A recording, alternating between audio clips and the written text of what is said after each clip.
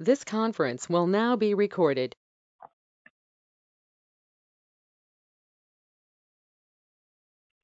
On se donne encore 1 minute et après on attaque.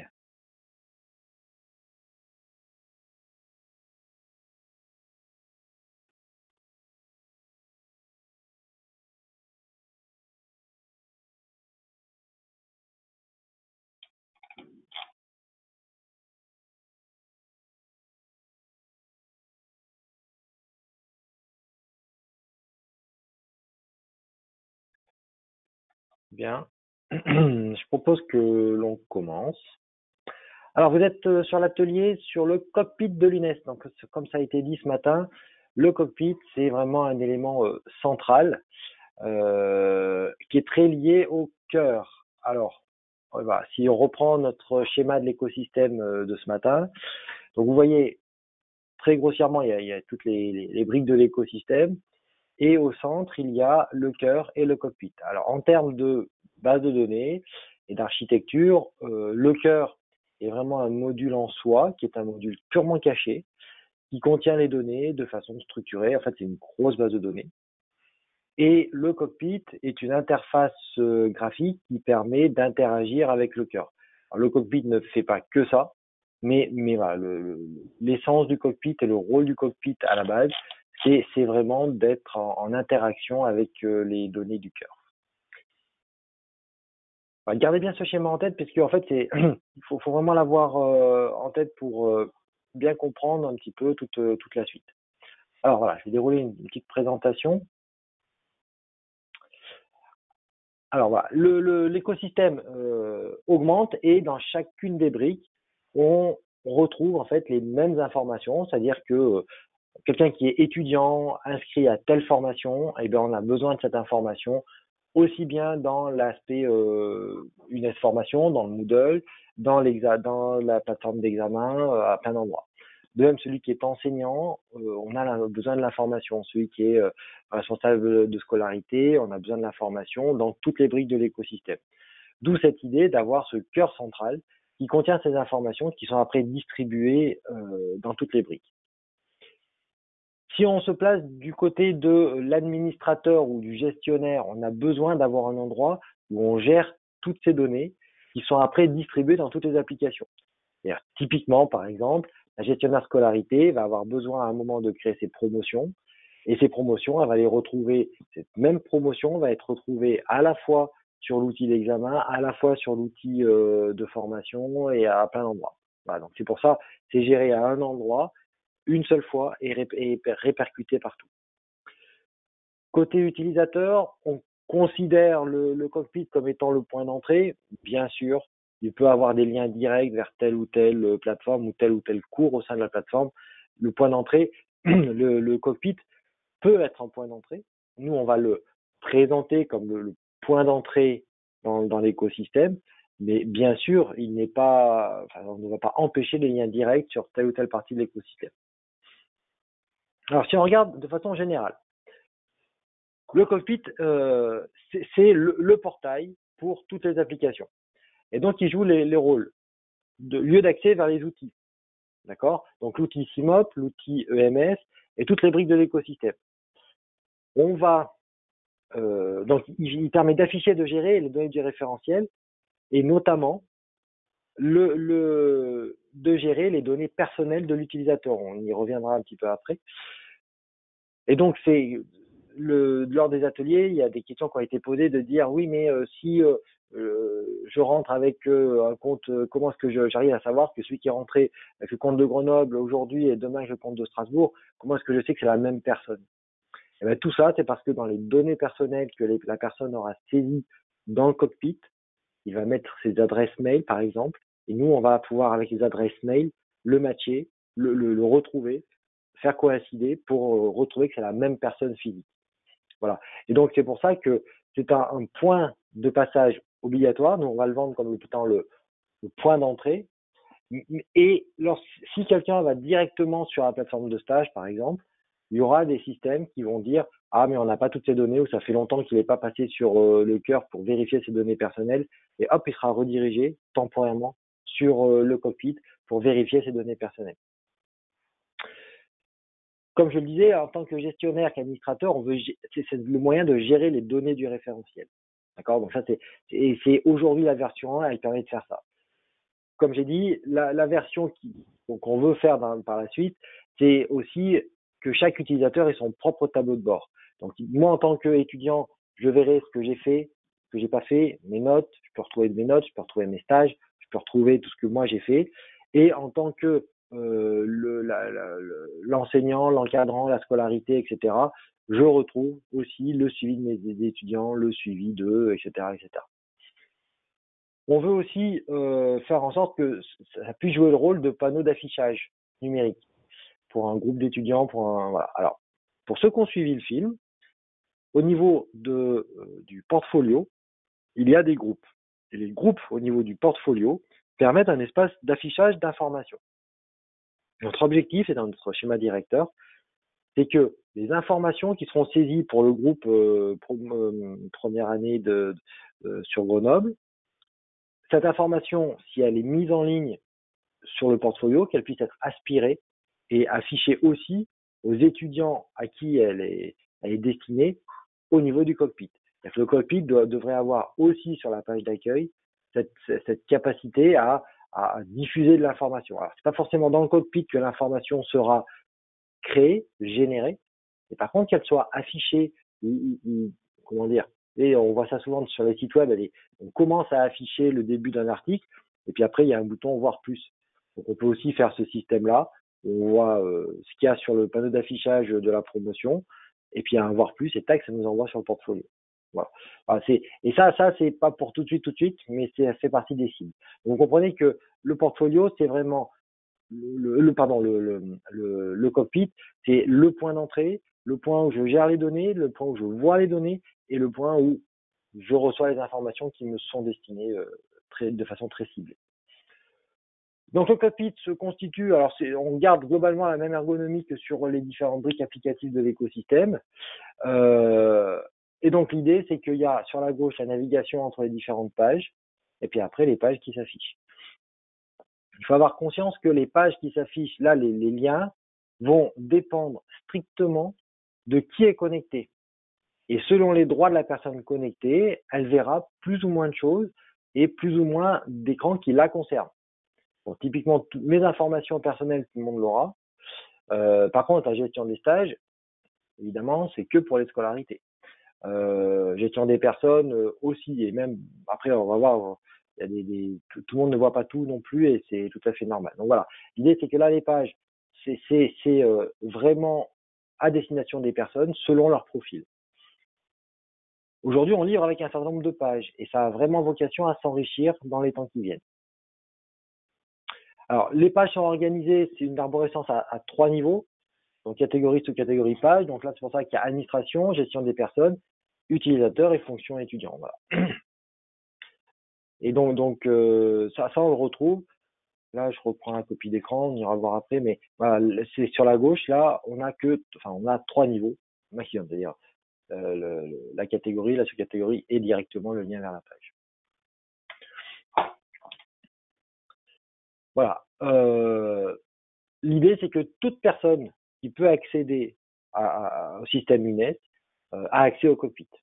D'accord? Alors là, dans la semaine qui vient, la semaine prochaine, ce ne sera pas le cas. Ce sera d'abord réservé aux scolarités par rapport au lancement du système d'examen.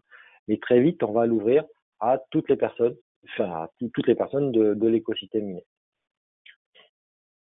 Donc là, aujourd'hui, pour s'authentifier, on passe par Chiboulette, donc vous connaissez, système d'authentification de l'université, et on arrive sur le cockpit. Alors, je pense vous montrer directement le cockpit en ligne. Ça peut être sympa aussi. Alors, attendez, je prends mes tac ici. Voilà. Moi, je suis sur la version de pré-prod, comme ça, je peux jouer sans faire de bêtises. Alors, par rapport aux tests, aux formations qui auront lieu la semaine prochaine, il faut bien comprendre que le cockpit agit sur les données du cœur, qui est l'élément central. Donc, toutes les données qui sont faites, même pour jouer, on risque de les retrouver partout. Donc c'est pour ça qu'il faut qu'on soit très prudent lorsqu'on joue avec ce genre d'outils. C'est pour ça que la formation qu'on est en train de préparer pour la semaine prochaine, vraisemblablement, vous jouerez aussi vous sur ce qui s'appelle la pré-prod pour éviter d'aller pourrir la prod, quoi. Voilà.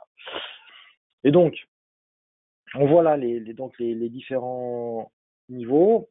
Et donc, bon, alors après, il y a l'aspect stage. Bon, ça, on n'en parle pas trop aujourd'hui.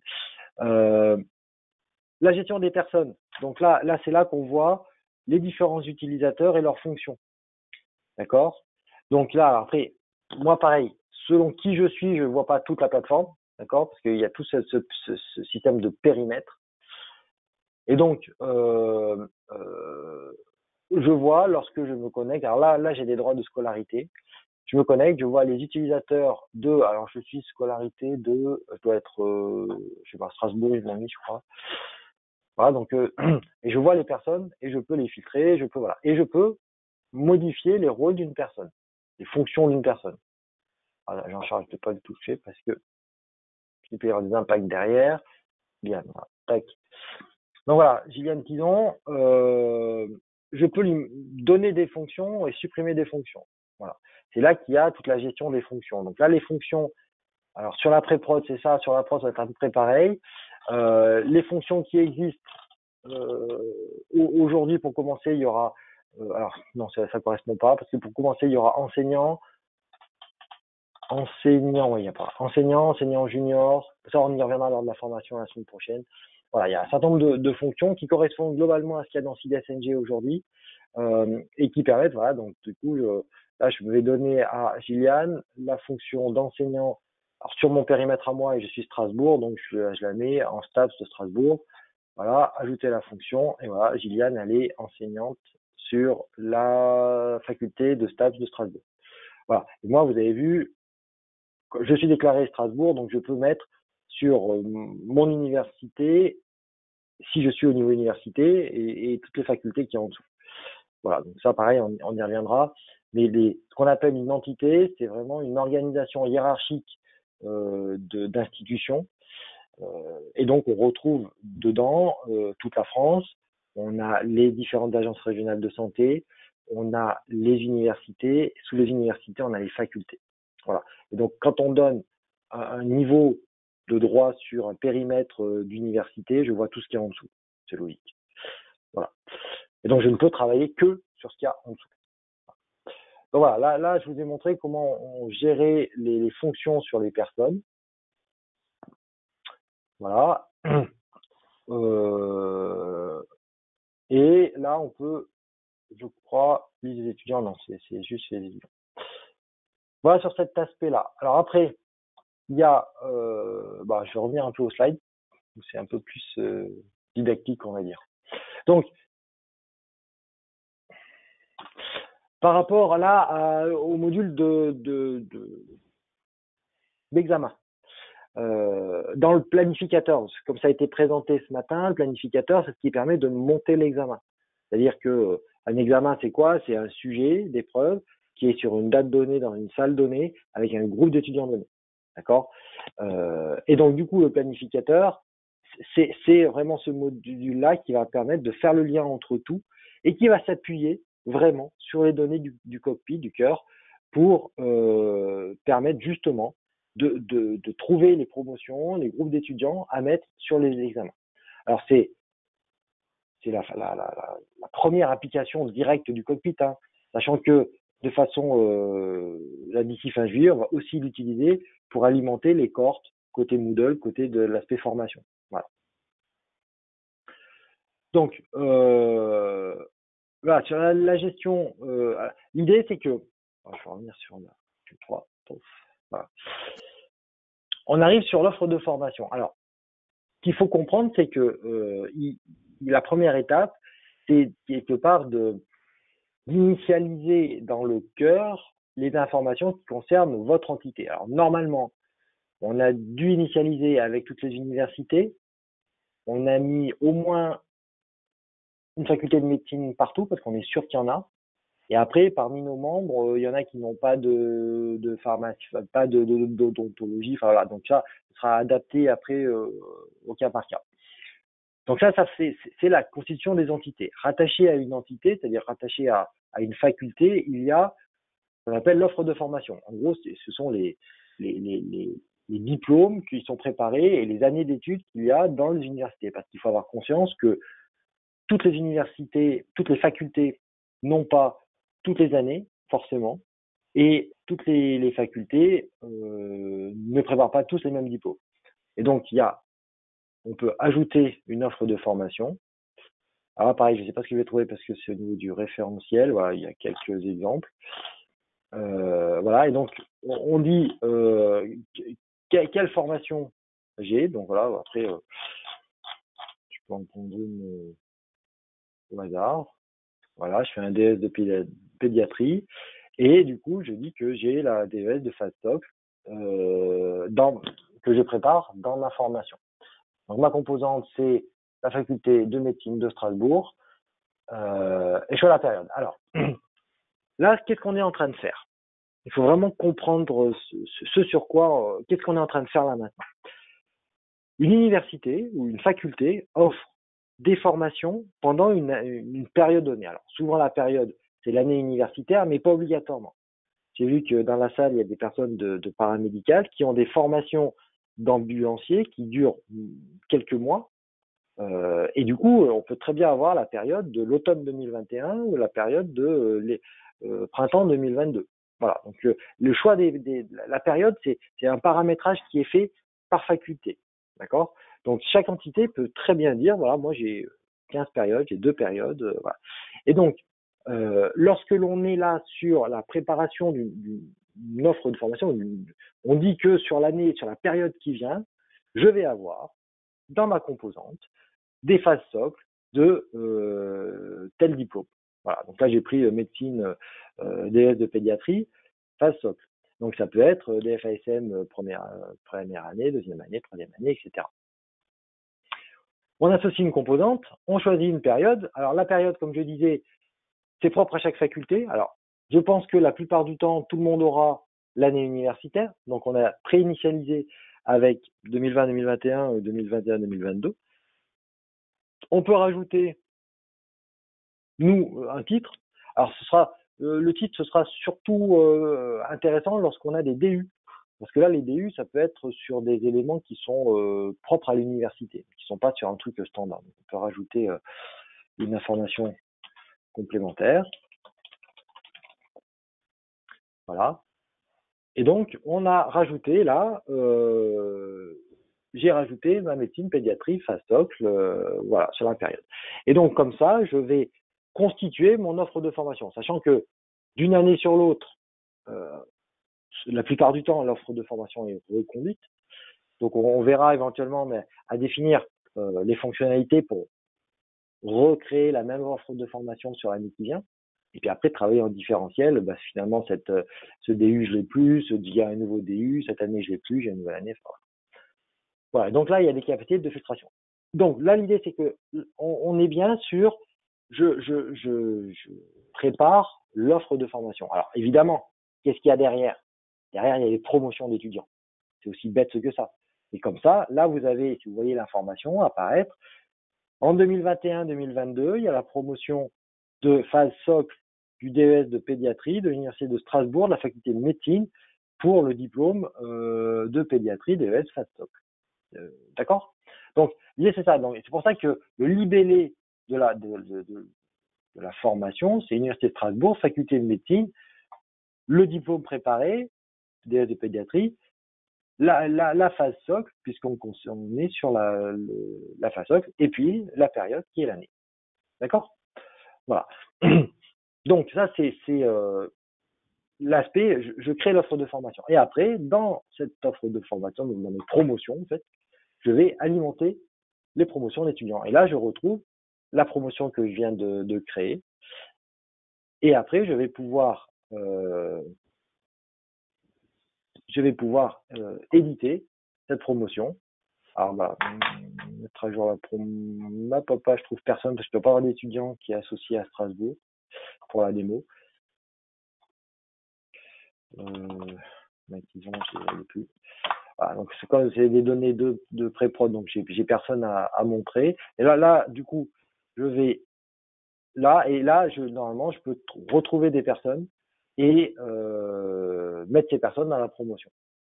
Voilà. Sachant que c'est par là, voilà, on peut importer un fichier, d'accord, d'étudiants à rentrer dans la promotion. Donc là, vous pouvez récupérer chez vous le fichier, le modèle du fichier, donc le fichier vide à remplir. Vous remplissez votre fichier avec ces informations-là, nom, prénom, mail, VPN. Et après, vous faites l'apport du fichier. Et donc, ces personnes-là seront rajoutées automatiquement à la promotion.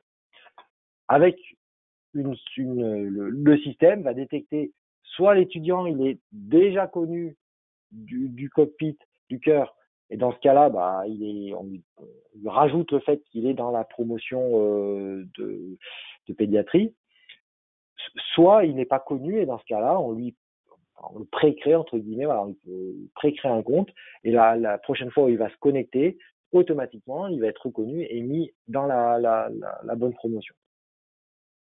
Voilà. Donc ça, c'est le principe des promotions.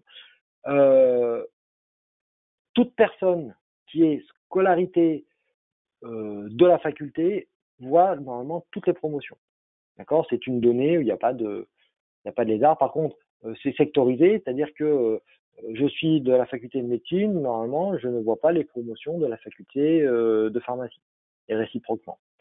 Ceux qui ont comme périmètre l'université, ils verront tout. Voilà. Ça dépend tout du périmètre de la fonction. Si je suis responsable de scolarité au niveau universitaire, je verrai tout, sinon je vois que ce qui me concerne. Voilà pour les promotions. Au niveau des groupes, alors, c'est relativement pareil, mais pas tout à fait. Vous avez compris que les promotions sont vraiment enfin, on met des étudiants dans les promotions, mais les promotions sont constituées à partir de l'offre de formation. C'est ma raison d'être de ma faculté, quoi. J'ai quoi comme formation dans ma faculté, voilà. Et du coup, cette année-là, j'aurai quoi comme promotion dans ma faculté. Et après, je mets mes étudiants dans mes promotions. Bon. Alors après, pour de vrai, des fois, vous travaillez sur un périmètre qui n'est pas tout à fait la promotion. C'est ce qu'on appelle les groupes. Voilà. Et les groupes, entre guillemets, c'est tout et n'importe quoi. C'est-à-dire qu'au niveau du cockpit, il n'y a aucune limitation par rapport ni au périmètre, ni au contenu du groupe. D'accord? On va voir après, c'est un tout petit peu plus subtil que ça, mais sur le principe, c'est ça. C'est-à-dire que vous créez des groupes de tout ce que vous voulez. Voilà, il n'y a pas de limitation. Donc là, vous voyez tous vos groupes et vous pouvez donc modifier le contenu des groupes. Alors, qu'est-ce que je vais voir? Voilà, je vois personne encore. Bon, je peux créer un nouveau groupe. Alors, pareil, je crée un groupe. Alors, le nom est libre, hein, d'accord?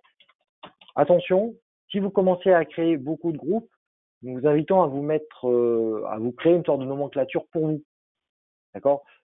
Pour que vous y retrouviez derrière. Alors, sur le site, pour ceux qui ont travaillé avec le système CIDES, l'ancien système d'examen, pareil, les noms de groupes étaient libres et les gens, la plupart du temps, se sont donné une petite nomenclature qu'ils ont suivi et ça a bien marché. Donc, le tout, c'est d'être vigilant par rapport à ça, de pas commencer à créer des groupes dans tous les sens, des noms de groupes dans tous les sens, après vous serez paumé vous-même.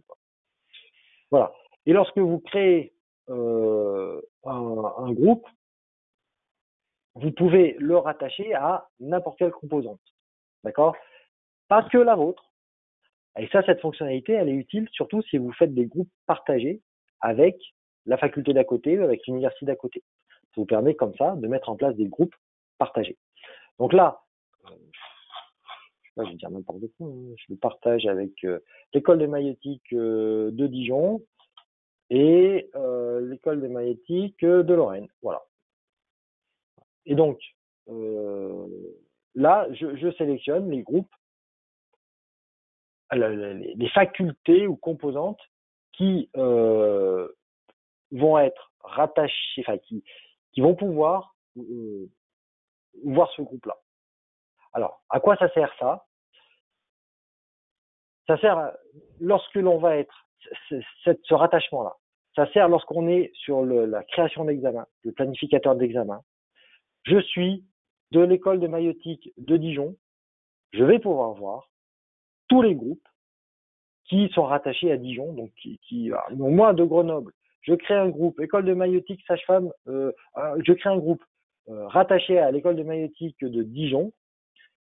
N'importe qui de scolarité de l'école de maïeutique de Dijon pourra avoir ce groupe-là. Voilà, c'est ça. Tout ça, c'est juste pour permettre d'avoir des groupes partagés et qu'au niveau de montage d'examen, on puisse prendre des groupes partagés sur plusieurs entités. Voilà, c'est très. Voilà. Alors, dans un groupe, il y a deux choses. Il y a les administrateurs du groupe et il y a les membres du groupe. D'accord? Donc, les administrateurs du groupe sont les personnes qui, comme moi, le créateur, pourront faire ce qu'ils veulent avec le groupe. Changer le nom, rajouter des membres, rajouter des administrateurs. D'accord? Donc, et là, je peux retrouver n'importe qui. Bah, pas rentré. Boulet, hop, Adèle Boulet. Tac. Voilà. Et donc, je viens de donner à Adèle Boulet tous les droits sur le groupe, puisqu'elle est administrateur comme moi sur les groupes. D'accord? Sur ce groupe-là. Toutes les personnes que je mets comme administrateurs sur le groupe auront la possibilité de faire tout ce qu'elles veulent sur le groupe, y compris de donner d'autres administrateurs. D'accord? Donc, moi, je donne à B, B donne à C, C donne à D. Moi, à l'origine, je ne sais pas que ça sera arrivé jusqu'à D. D'accord? Donc, potentiellement, il faut faire attention à ce qu'on fait avec ça. Encore une fois, c'est par rapport à des besoins qu'il y a d'avoir des groupes partagés entre entités. Voilà. Lorsque l'on a fait ça, à ce moment-là, on peut que je trouve des endroits où il y a des gens. Strasbourg, je connais pas mal de personnes. Stade Strasbourg. Alors, médecine, voilà. Médecine de Strasbourg, voilà.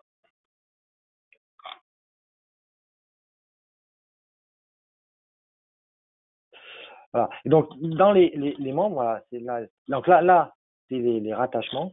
Et là, les membres, ben, je vois personne, hein, parce que c'est pareil, c'est en fonction du périmètre. Là, l'idée, c'est que les membres que je peux rajouter au groupe sont les personnes qui sont sous ma responsabilité. Alors, c'est un petit peu subtil, mais je peux mettre en tant qu'administrateur n'importe qui de toute la France, d'accord? Par contre, moi, mon périmètre, c'est Strasbourg. Je ne peux mettre dans les membres que des personnes de Strasbourg. Alors là, manque de peau, il n'y a personne de Strasbourg initialisé dans la préprod, donc je ne peux pas vous le montrer.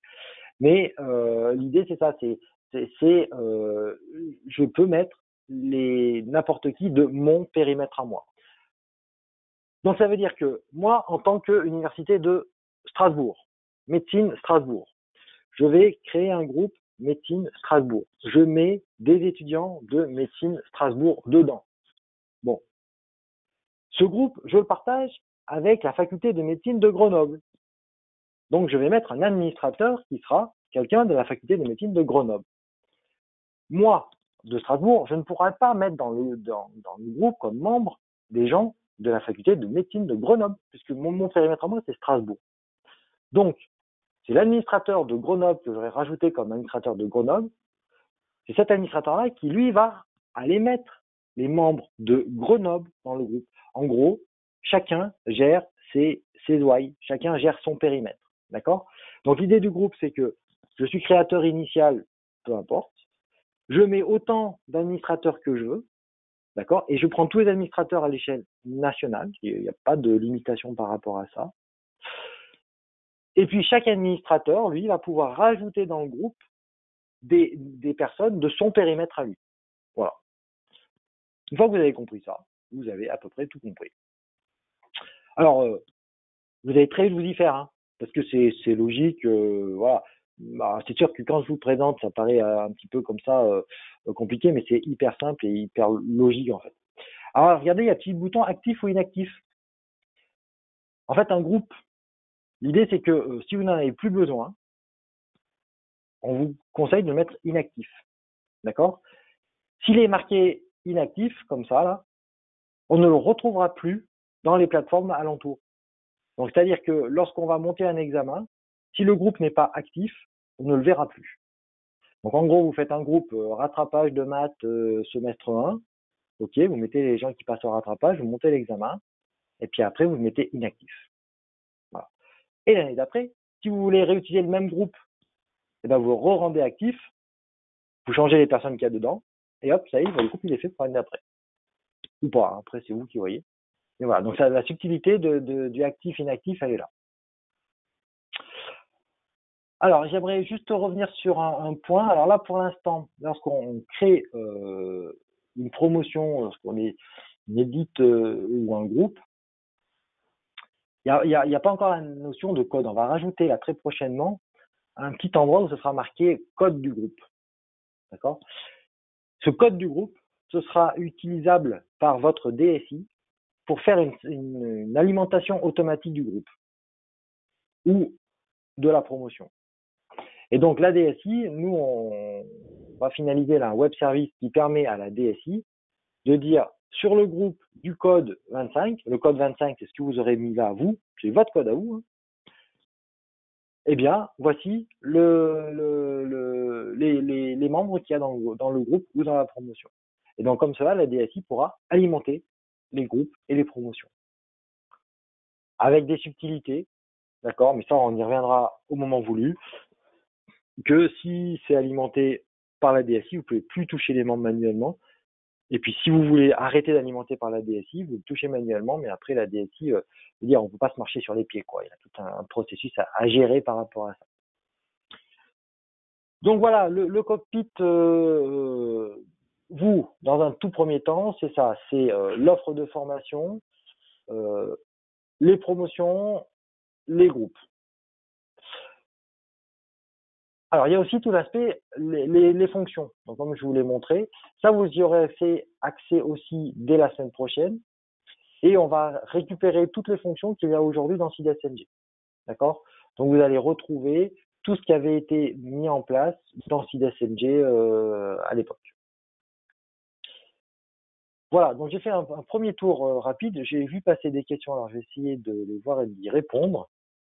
Est-ce qu'on peut créer des étudiants individuellement sans passer par un import? Oui, on peut effectivement créer des étudiants. Alors, après, je ne sais pas au niveau des étudiants si c'est vraiment pertinent, mais typiquement, c'est une fonctionnalité qui sert plus pour les utilisateurs qui n'ont pas de compte universitaire. D'accord? Qui peut-être en ont un, mais vous ne le savez pas. Enfin voilà, c'est notamment les responsables de terrain de stage. J'ai vu qu'il y a des personnes de troisième cycle là dans la salle. Donc voilà, ça peut être utilisé comme ça. L'import, on peut faire des actions individuelles. Les imports de fichiers sont là pour faciliter et faire des traitements en masse. Alors, on ne peut plus créer des catégories dans lesquelles ranger nos groupes comme dans SIDES-TIA. Alors, non, aujourd'hui, tous les groupes sont à plat. Après, si vous souhaitez effectivement qu'on fasse des catégories pour ranger les groupes, c'est possible. Vous nous demandez, et puis s'il y a une demande là-dessus, on peut. Il n'y a pas de limitation par rapport à ça. Cohorte et cockpit dans SIDSNG, comme les étudiants intègrent leur cohorte automatiquement en renseignant la pop-up, la cohorte alimentée des étudiants est automatiquement dans... Alors, la pop-up va mourir. On arrête de faire de la pop-up, puisque maintenant, tout sera géré par le cockpit. Alors, je vais faire une petite parenthèse là-dessus. Aujourd'hui, dans SIDSNG, voilà, à la première connexion, il y a une pop-up, et l'étudiant, il va dire de quelle université il est, quelle formation il suit. Alors, si je suis pas étudiant, je suis enseignant, je mets un certain nombre d'informations. Voilà. Cette notion de pop-up va disparaître. D'accord? Et c'est le cockpit qui a vocation à la remplacer. Dans les semaines qui viennent, on va voir quand et comment on fait la transition entre les deux. Mais toute cette partie-là qu'il y a aujourd'hui dans rapports et actions diverses. Il y a déjà des choses qui sont aspirées côté cockpit. Et donc, du coup, là, notamment tout ce qui est la gestion des terrains de stage, tout ça, vous l'avez vaguement aperçu ici. Bon, bah ça, très clairement, on va le supprimer de rapports et actions diverses. D'accord? Donc, petit à petit, là, les choses vont disparaître. Et de toute façon, la pop-up qui était là va disparaître très, très vite. Et on est actuellement en train de développer le fait de venir chercher les promotions dans le cœur pour alimenter les cohortes qu'il y a dans CIDSMG. Voilà. Alors, seul le référent facultaire scolarité aura accès au cockpit la semaine prochaine, pas les autres référents. Alors, aujourd'hui, ce que l'on a décidé à court terme, hein, c'est que ce sont toutes les personnes qui ont le rôle de scolarité, alors soit responsable de scolarité, soit gestionnaire de scolarité, premier, deuxième, troisième cycle, comme il y a dans CIDSNG, auront accès à ces écrans-là. D'accord? On va donner un accès large. S'il y a besoin de donner plus largement à d'autres référents, il n'y a aucun problème. D'accord? Le truc, c'est que du coup, il y a entre guillemets une égalité de droit. Et donc, ce que fait la SCOL, il faut pas que ça se marche sur les pieds avec ce que ferait quelqu'un d'autre. Il faut que ça soit fait après en collaboration. Mais encore une fois, l'outil ne va pas remplacer l'humain et ne va pas remplacer le téléphone, quoi. Alors pour les groupes, quand on crée ces groupes dans le cockpit, il est donc possible de les utiliser dans les activités et les ressources des cours unitaires. Alors, les groupes vont être tout de suite envoyés, exploitables, du côté du système d'examen. Ça, c'est sûr. Les promotions du cockpit vont être exploitées et exploitables sous forme de cohortes dans Moodle. Ça, c'est sûr. Est-ce que tous les groupes qui sont créés dans le cockpit, on va les retrouver sous forme de cohortes dans Moodle? J'en suis pas sûr. Voilà. Donc, il faut voir le besoin. Je sais que les promotions d'étudiants, c'est complètement pertinent de les retrouver au niveau de la formation. Est-ce que les groupes, il faut les retrouver? Est-ce qu'on gère vraiment en dessous? S'il y a besoin, on le fait. Et si on le fait, ce sera. Après, voilà, moi, je me pose très sincèrement, on s'est posé la question, comme là, vous avez actif, inactif, d'avoir le périmètre, on le retrouve. Est-ce qu'on a besoin de ce groupe pour les examens, pour la formation, pour être voilà. Donc c'est possible qu'on aille vers là, à voir après quel est le besoin. S'il vous plaît, est-ce que les administrateurs Oui. peuvent nommer un responsable de scolarité toujours ou pas? Si on est référent administrateur de site, référent Alors, informatique, administrateur, est-ce qu'on peut nommer un référent de scol? Parce que chez nous, c'est pas la scolarité qui fera les inscriptions. l'idée c'est que il faut avoir entre guillemets un rôle scolarité aujourd'hui pour accéder à ça. Voilà. Et qui peut attribuer le rôle de scolarité? Si on est administrateur ou référent informatique, on peut le faire? Alors, je pense qu'à ce moment-là, non. L'idée, c'est que c'est responsable, là, aujourd'hui, hein, tel que c'est initialisé au tout démarrage, il faut être scolarité pour donner des droits, pour avoir accès à utilisateurs et fonctions et pouvoir Voilà. donner des droits. Donc, on peut Donc, très bien rajouter là des administrateurs, parce que ça va faire par. Nous, c'est des cases à cocher, hein, donc oui, on peut tout très bien. il faut faire une demande à support, du coup. Non, on peut décider maintenant quasiment de dire si vous voulez que dans CIDSNG, c'est administrateur Administrateur de euh, site, avant. de Il y avait site. administrateur, oui. Ouais, Et ben, sinon, on peut dans prendre ces CIDES, personnes-là. voilà. Et oui, c'était l'administrateur de site qui initiait tous les autres rôles, enfin, Alors, qui attribuait les autres rôles. oui. Alors, dans CIDSNG, c'est un peu plus subtil que ça. D'accord? C'est-à-dire que Oui, quelqu'un qui a un rôle peut affecter un certain nombre de rôles, mais pas tous les rôles. voilà, mais D'accord? administrateur, il pouvait assigner n'importe quel rôle. Ouais, mais au sein d'une faculté. Parce que Oui, là, il y oui, a des bien rôles sûr. qui peuvent être plus larges. Donc, en fait, l'idée, c'est que on va mettre ça en place aussi sur le cockpit. Mais là, dans la version actuelle, en gros, la scolarité, elle gère tous les rôles. Voilà. Donc là, nous, ce qu'on Alors, va faire, c'est oui, qu'à ce mais moment-là, chez nous, c'est pas comme administrateur, ça. Donc, du coup, comment on oui, fait oui. pour faire modifier ça? Non, mais justement, nous, on va rajouter là que scolarité et administrateur peuvent gérer tous les rôles. Ok, À court terme, on va merci. faire ça, comme ça, c'est le plus simple. Voilà, parce que nous, clairement, c'est pas la scolarité qui fait les inscriptions, hein. Donc, Oui, oui, non, mais après, chacun son organisation, mais voilà, c'est pas de souci. Alors, Euh, en fait, c'est plus utile de créer des groupes au niveau des cours unitaires. Ouais, bon, ça, j'ai répondu, hein. Après, c'est à voir qui a eu le besoin. Alors, comme il n'y a plus le pop-up, obligation de créer des cohortes avec les étudiants avant que les étudiants ne se connectent à SIDSNG. Oui, oui, oui. Ça, du coup, les cohortes doivent être créées avant. Et après, les cours peuvent être aussi en auto-inscription. Enfin, il y a d'autres façons de fonctionner. Alors, la date de mise en prod du cockpit, ça y est, en gros, le cockpit est en prod depuis cette semaine. La partie initialisation des données est quasiment finie. Là. Ça a dû être terminé, je pense, cette semaine aussi. Semaine prochaine, on fait les formations. Je pense qu'il faudra qu'on ajuste les droits, comme ça vient d'être dit là, sur les administrateurs, puisqu'on est dans une première phase de lancement. Il faut qu'on ajuste les droits, le contenu des différentes choses, et puis voilà, c'est en prod. Vous avez compris que l'enjeu quand même, c'est que les données qui sont mises dans le cockpit, elles soient exploitées ailleurs. D'accord? Et bah voilà, la plateforme d'examen va venir chercher les données pour les exploiter. Et là, on travaille actuellement à justement alimenter les cohortes de Moodle avec ce système du cœur.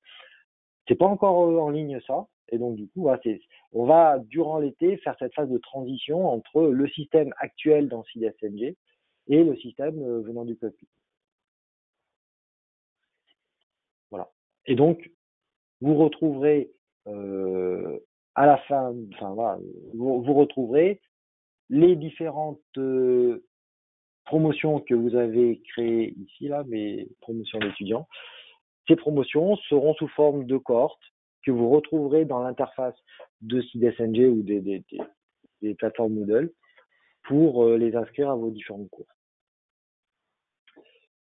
Voilà. Alors après, est-ce que vous avez d'autres questions? Alors, est-ce que les personnes actuellement identifiées comme gestionnaires de scolarité seront également automatiquement à l'ouverture du cockpit? Oui. C'est-à-dire que les gens qui sont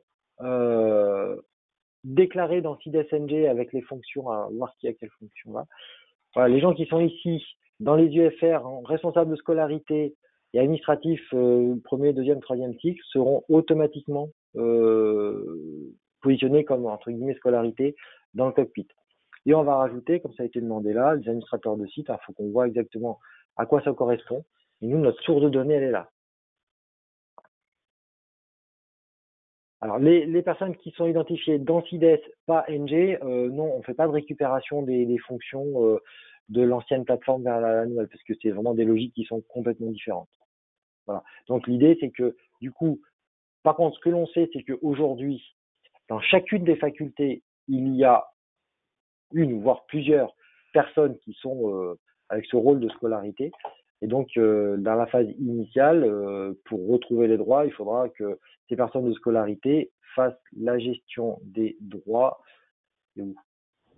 utilisateurs et fonctions, voilà, pour donner les droits aux bonnes personnes dans la faculté. Et après, c'est un système qui s'auto-alimente parce que moins que les personnes auront les droits, après elles pourront donner les droits à d'autres, etc., etc. Voilà. Alors, qu'est-ce qu'il y avait d'autre sur les présentations maintenant qu'on a fait voilà. Donc, au niveau de l'écosystème, pardon, au niveau du cockpit, que l'on envisage, c'est de traiter tout ce qui est la gestion des stages, des terrains de stage, des postes, des agréments. Donc là, c'est en ligne, j'aurais pas dû vous le montrer, je vous le dis pas encore parce que c'est pas encore, tout n'est pas tout à fait intégré avec le reste de l'écosystème, donc on n'en parle pas trop pour l'instant. Les formations des étudiants, on en a parlé. Les inscriptions des étudiants à leur promotion. D'accord? Donc ça, on a tout vu. Au niveau des étudiants, les informations personnelles, le fait de déclarer sa fonction, déclarer le fait qu'on est dans telle ou telle promotion, donc c'est le mode de fonctionnement de la pop-up. Voilà. Et avoir tout le suivi des stages, les évaluations et le suivi de sa copie. En fait, c'est à partir du cockpit qu'il y aura la possibilité de voir le contenu de sa copie. Voilà, c'est le point d'entrée, ce sera le cockpit. je retrouve ma copie et je vois ça. Il y a une obligation légale de garder les notes un certain temps. Le certain temps, je ne pourrais pas vous le dire, mais c'est plusieurs années. Donc, ce qu'on a décidé de faire, c'est que l'étudiant, enfin, les scolarités auront dans CIDSNG, n'importe quoi, auront dans le cockpit la possibilité de voir les relevés de notes pour chacun des examens. Et de même, l'étudiant devra retrouver aussi les notes à tous ses examens dans son cockpit. Voilà, pour l'instant, ça y est pas encore, mais c'est notre objectif là de donner accès à la copie et aux notes à travers le cockpit. Attention, le cockpit et notre écosystème n'est pas un gestionnaire de notes. Hein. On va pas remplacer Apogée ou tout ça. Donc c'est juste de dire, nous, sur l'écosystème UNES, il y a un examen qui est passé, l'examen donne lieu à une note, la note est affichée. Point. Ce que vous faites avec cette note, est-ce qu'elle compte pas? Celui qui n'a pas passé l'examen, est-ce qu'il a 0? Est-ce que la note n'est pas prise en compte? Tout ça, c'est votre gestion des notes, c'est en dehors de nous. D'accord? Nous, on fait un examen, on donne la note. Ou alors il y a un stage, s'il y a une note associée au stage, vous avez l'évaluation de stage, vous avez la note. Point. D'accord? Nous, on est là vraiment sur ce périmètre-là. Les informations personnelles. Au niveau des enseignants, pareil, déclarer sa fonction, voir les stages validés, et puis voir un peu les examens, et le tableau de bord par rapport à ces agréments de terrain de stage. Enfin, c'est un truc très troisième cycle. Voilà, donc c'est très très évolutif, hein, comme ça a été dit. La catégorie mes informations, pour l'instant, vous allez voir, il n'y a pas forcément grand chose dedans. Par contre, je peux changer mon nom d'usage, et je peux changer mon prénom d'usage. D'accord, donc ça c'est cool. Mais ça, il y a des écrans qui sont presque terminés là, qui vont être beaucoup plus profonds que ça, qui vont permettre de saisir plusieurs emails, un mail de contact préféré notamment, qui va permettre de saisir pour si je suis médecin, numéro RPPS, enfin voilà, il y a plein d'informations, et à chaque fois, ce qu'on veut renforcer aussi, c'est dire pourquoi est-ce que on demande cette information personnelle. Voilà. On va faire aussi la distinction entre le nom qui nous est donné officiellement lors de la création du compte, et donc qui n'est pas à la main de l'utilisateur, et du nom d'usage, voilà, qui lui peut être à la main de l'utilisateur, le nom et le prénom d'usage. Mais là, il faut qu'on soit prudent par rapport aussi au risque pour voler l'identité de quelqu'un. Voilà.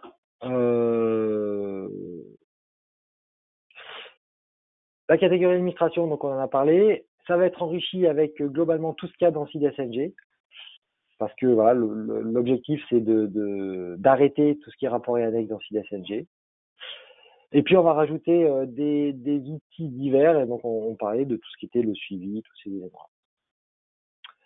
Voilà. Et puis donc la semaine prochaine, on a 2 sessions de formation là-dessus, où on reviendra sur ces concepts, sur ces notions-là. Donc la gestion on reviendra, donc ça c'est les tutos qui vous seront remis aussi, sur toute la gestion des fonctions des utilisateurs. Voilà, donc tout ce que je vous ai montré rapidement aujourd'hui, tout ça c'est détaillé dans les tutos. Et de la même façon, il y a la gestion des groupes d'utilisateurs, voilà, les groupes et les promotions. Tout ça c'est dans des tutos qui seront mis dans les manettes. Voilà. Est-ce que vous avez encore d'autres questions?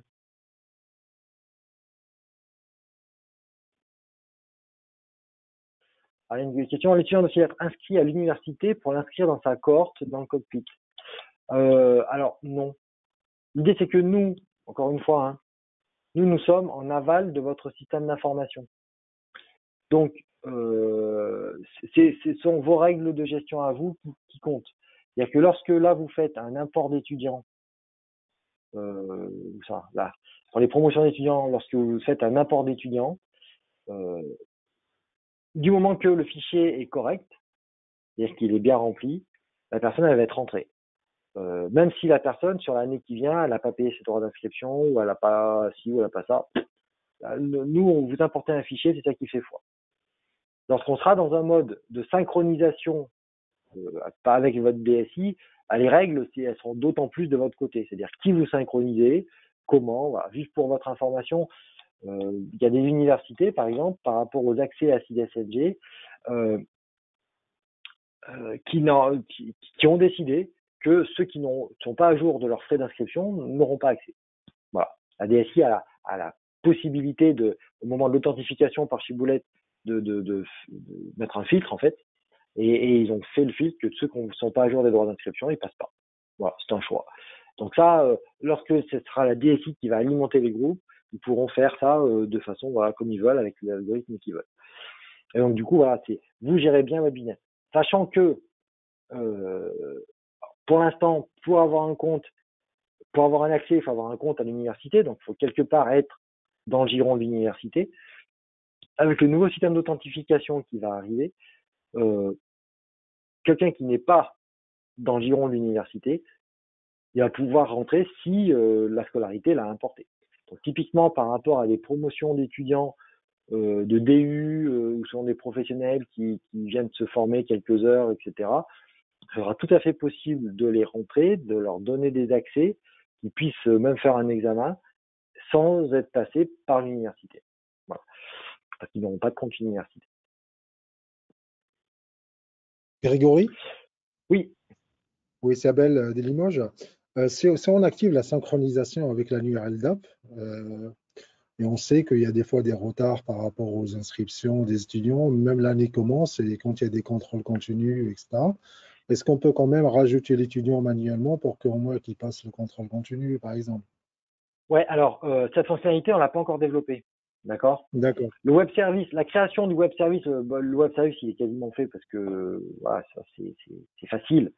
Mais justement, il faut qu'on spécifie plus. Au début, pour l'instant, ce qu'on s'est dit, c'est que on ne fait que rentrer des gens dans le groupe. On supprime jamais, justement par sécurité. Donc ça veut dire que si la DSI alimente et que par interface graphique on alimente, les deux peuvent cohabiter. Par contre, si par interface graphique on supprime quelqu'un, la nuit d'après elle va revenir. Et le lendemain, il faudra resupprimer à la main. Donc on a des problèmes où on se marche sur les pieds comme ça.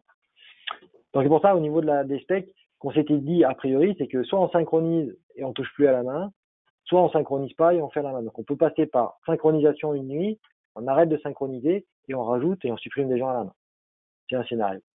Et voilà, ça demande de spécifier un peu plus en avant justement pour tous ces cas un petit peu à la marge, quoi. Ok, merci.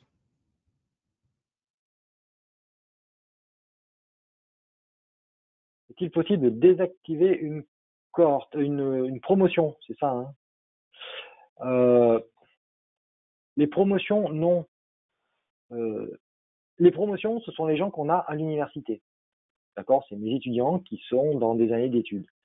Ces promotions, elles existent intrinsèquement par rapport à l'université. Et donc, ces promotions, on les retrouvera de toute façon dans le système d'examen. Et de toute façon, sous forme de cohorte dans le système Moodle. Voilà. Il y a les groupes, par contre, où là, oui, un groupe, on peut le désactiver. Dans ce cas-là, le groupe existe, mais on ne le retrouve pas dans le système d'examen. Voilà. C'est ça la petite utilité. Il n'y a que les groupes, mais pas les corps, pas les promotions. Ok, bien, je crois que notre atelier touche à sa fin. Merci beaucoup pour votre participation. Et puis, rendez-vous du coup la semaine prochaine pour ceux que ça intéresse par rapport à l'information, surtout en lien avec la partie examen. Merci beaucoup. Bonne journée, puis on va se retrouver dans d'autres ateliers, je pense.